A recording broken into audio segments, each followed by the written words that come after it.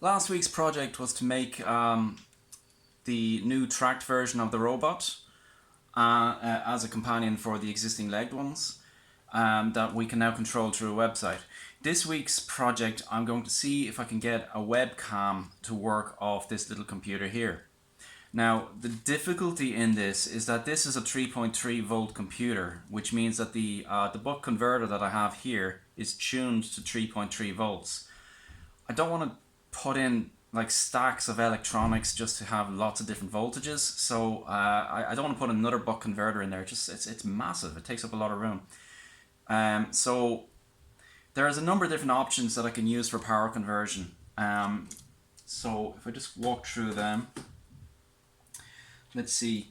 So the simplest solution is one of these things, and that's called a linear regulator, linear voltage regulator. This one here is a 5 volt. So what this does is it converts down from whatever you have. I think this one goes up to 45 volts or so. Converts that right down to 5 volts, and anything that is above 5 volts it gives out as heat, which means that this is very inefficient. The numbers I saw suggest that it's about 60% efficient, which means that 40% of the power that you put into this is being wasted as heat.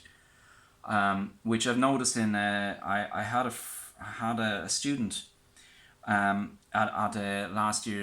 this year's coolest projects in Dublin, and the robot that we built there sometimes got very hot, and that's because it was using a few of these. This is an AMS 1117, which is basically one of these packaged up.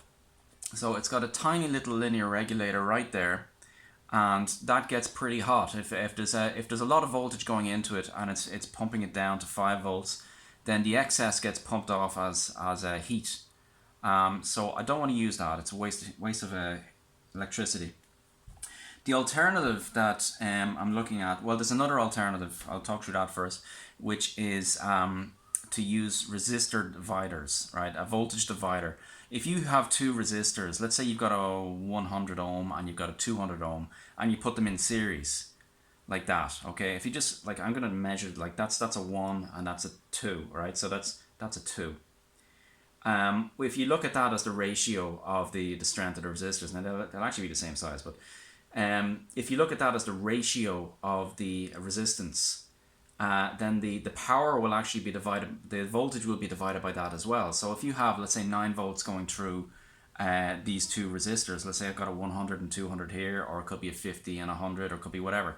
If you've got them going through a 9 volt going through there, then if you measure the first part where it's just, let's say, 100, then that would be 3 volts, and the second part would be 6 volts. So you can tune it in that way, but again, same problem with the linear regulator. You lose a lot of the electricity through heat. So another alternative is to use a step-up converter, which is what I'm going to use. So these are step-up converters. This one here is a 100 milliamp, 200 milliamp, and this one here is 600 milliamp. I'm going to use this. I'm not sure how much power the camera is going to use, but I like the look of this. It's a lot neater, I think, than the. Now, one nice thing about the step-up converters is that they're a lot more efficient than a linear regulator. Like basically, what I'll be doing in this robot here is I'm going down from 7.4 volts down to the 3.3 volts, which are needed for the computer. But then I'm going to take some of that 3.3 volt amperage, and we'll convert it back up to 5 volts using this. And the reason I'm doing that instead of using the linear regulator to go straight down from 7.4 to 5 is the 7.4, the linear regulator is 60% efficient, but buck converters and step-up converters tend to be 90% plus. Now, if you multiply 90 by 90 percentage, you get about 81%. So 80 is bigger than 60, so 80 is better. That's what I'm going to do, use a step-up converter. So the first thing I'm going to do is take off this USB part, because I don't really need it. It's taking up space. Alright, so the method I'm using for desoldering is that I'm just going to keep the tip of the soldering iron clean, and use it to kind of soak up. I'm basically tinning the end of the soldering iron with the solder that's on the circuit, and then wiping that off in my station.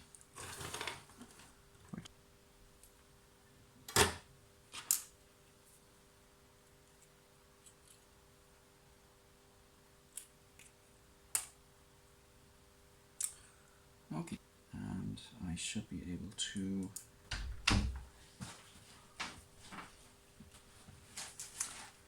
I think I'm going to poke the wires up from below, like that.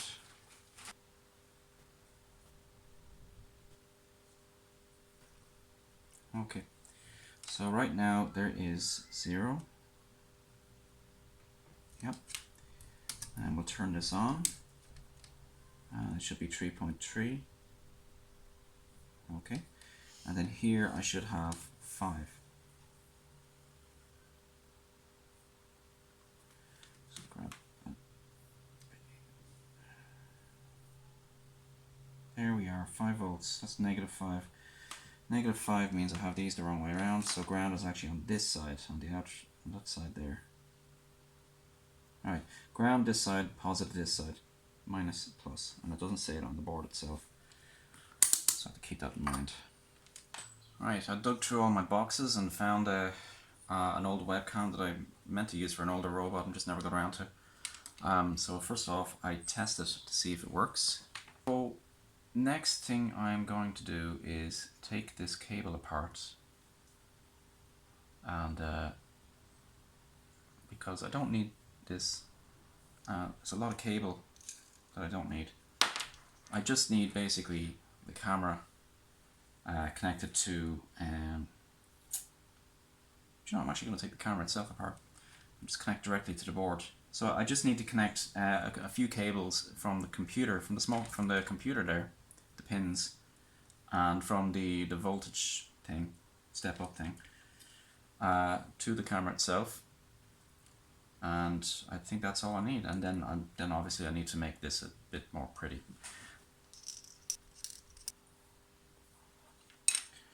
Okay, what have I got here? I can just pull that through. Come here, you. The cables are connecting to the board of the camera. That it's nicely labeled. So that means I can disconnect these wires now and not have to remember things. So you can see ground on one side, 5 volt on the other, and D plus and D minus. And those are the standard signals for the USB. Heat up again. Soften the solder. Oops, there goes one.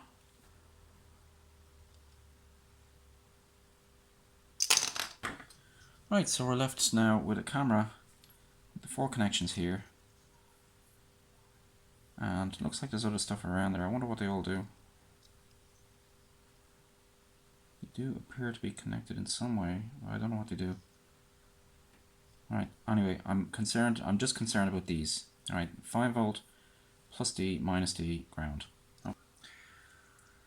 Okay, so I've got the camera wired up, and I'm just going to start soldering it onto the robot itself.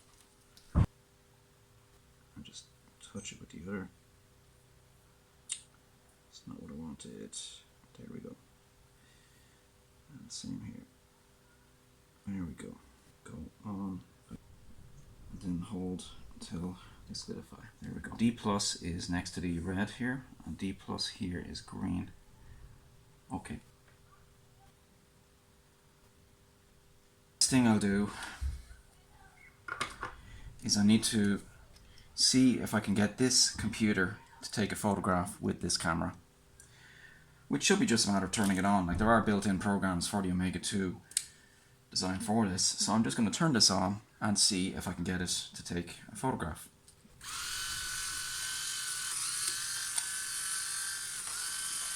Okay, robot's on.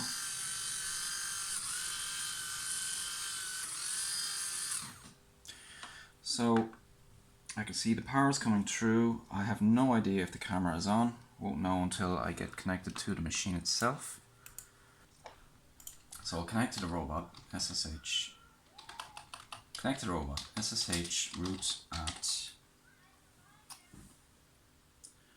right, it's got a number on the back, and whoops, don't do anything new. Root at omega dash 6459 6459.local.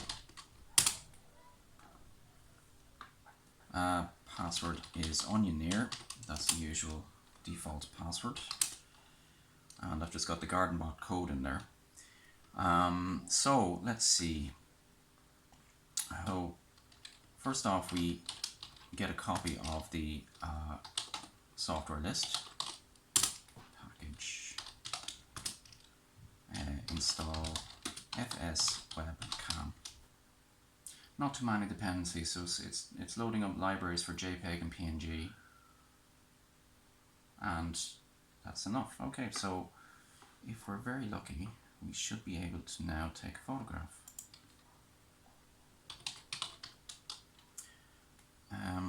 If I can see the camera, could I?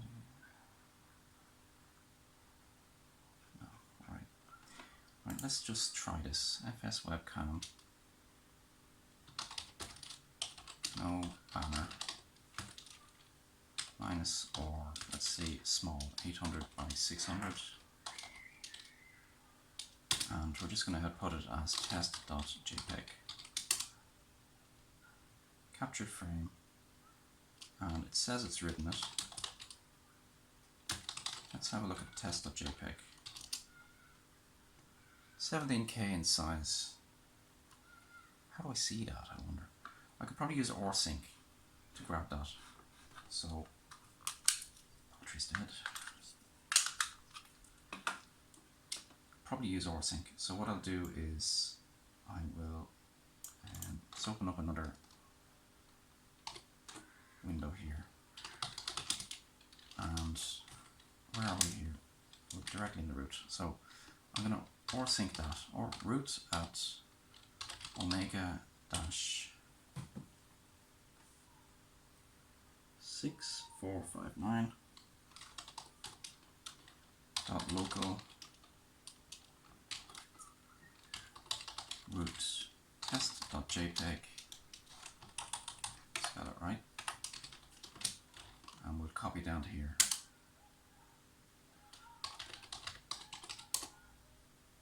Right, so I should be able to open that now. Just give me a moment.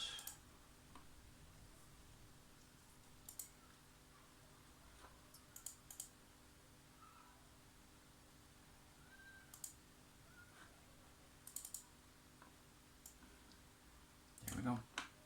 So camera works.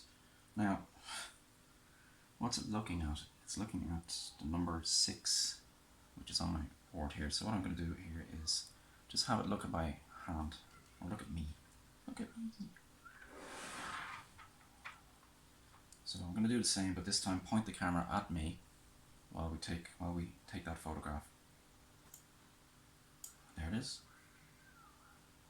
Now you can see my brains up through the nose.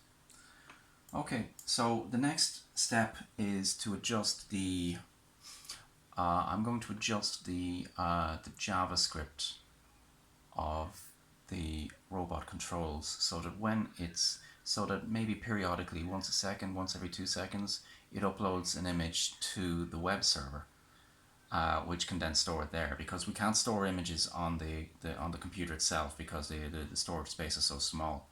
So we want to forward it to the web server. If I'm lucky, then maybe down the road we could do some image processing on the machine itself and, you know, recognize grass and cut it, which is what it's for. But up until then, we'll forward it to the web server so you can kind of view it as you're working on it. Follow directory.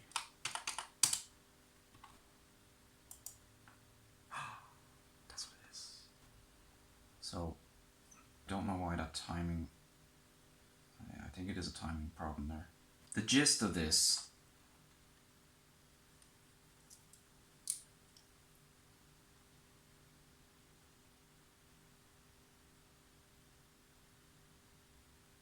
is that we have a working camera on the robot, and it is sending it's sending the image to the web server and updating perhaps once a second or so.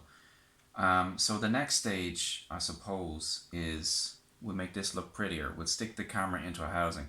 I don't like how this is kind of long range, but the robot itself is supposed to look at some stuff that's really, really close. So, but that's a hardware issue.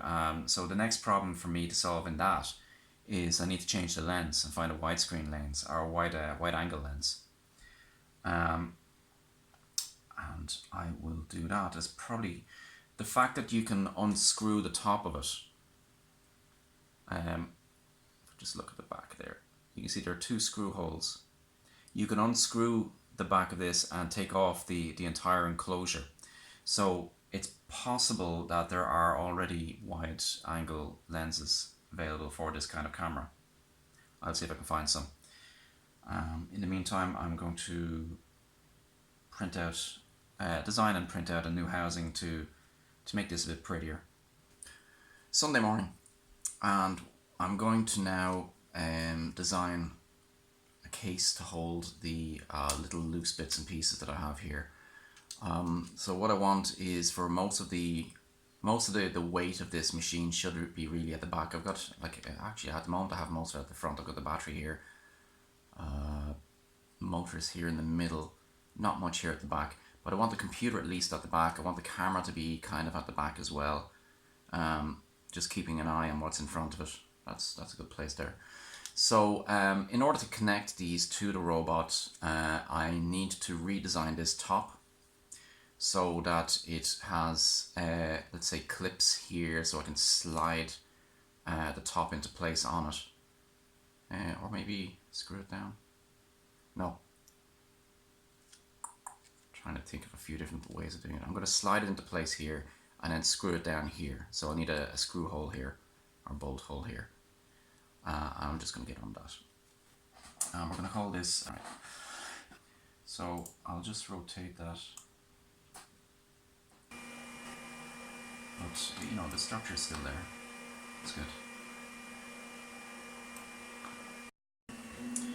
So I've just, I've got the shim here. I'm just putting it on to the robot, and I see I've made another mistake. It's a very nice plastic. It's very smooth. But you can see the problem here. That's not supposed to slide. But I just forgot to put in something to stop it from sliding. So I really should probably print it out again with a kind of a layer here that just kind of clicks into place and stops it from sliding. So the big piece is now off the printer, and you can see why I don't like support. That whole wall there is support, just so that this section here will print out. I just didn't think of it, so I really should have put some maybe triangles in here so support isn't needed. A little bit of stringing from the printer, but it turns out the under extrusion that I had on the other thing was actually because I had the temperature wrong on the print. Each type of I had to replace the filament I ran out, and each filament roll has a slightly different temperature range.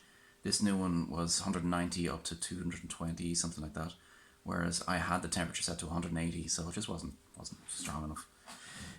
Okay, so I'm gonna put this on here, and I need to then design the T-shaped slide that goes down here to connect this onto there. But you can see that's where the camera goes on. That's pretty good. So I'll just clean this up and get that done. I have the bot completed now. Well, to this stage. So I've spotted a couple of little issues, but they don't really matter all that much. Still, computers are a little bit loose still on the inside here. It's just everything just kind of hanging together. Camera is attached. You can see now how the scaffold kind of all works. All in all, it's not bad. It works. It's not great though. So I'll just give an example of how it's not great. Okay, we're looking at the controls of the device, and it's staring off into the distance there. Now I'm going to put my hand in front of the camera.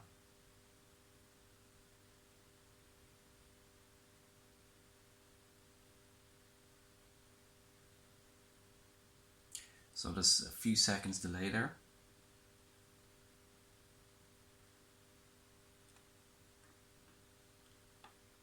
That's a bit more than a few there. There we go, there it is. So I need to figure out why is it taking so long for that to update, and it's broken now. Why is it taking so long for the camera to do its thing and upload the image? And how do I speed that up? So the solution might involve maybe streaming from the robot, and then deciphering the stream into individual images on the server itself. But I'll leave that for the next video. In the meantime, I've got a robot with a camera on it, and that'll do for now.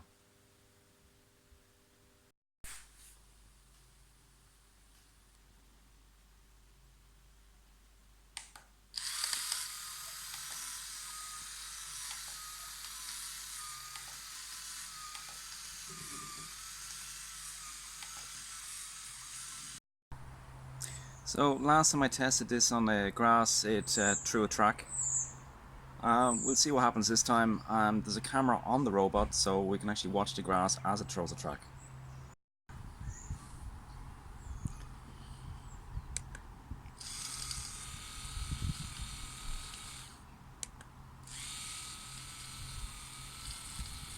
It's got a timeout of 3 seconds, so when I press to go forward, I kind of have to keep pressing, otherwise it stops. Okay, here comes the fun. Will it stop? It's kind of stuck.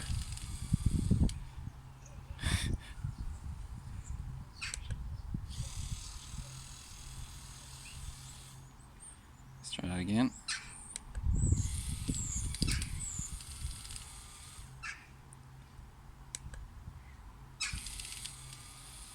There it goes. Nope. Okay.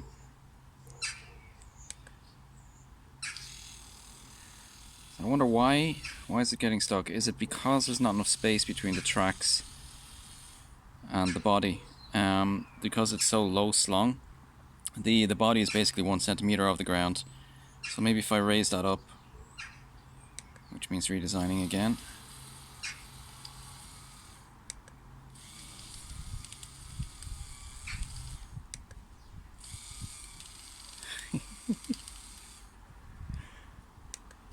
Okay, that's not going to do much gardening for me.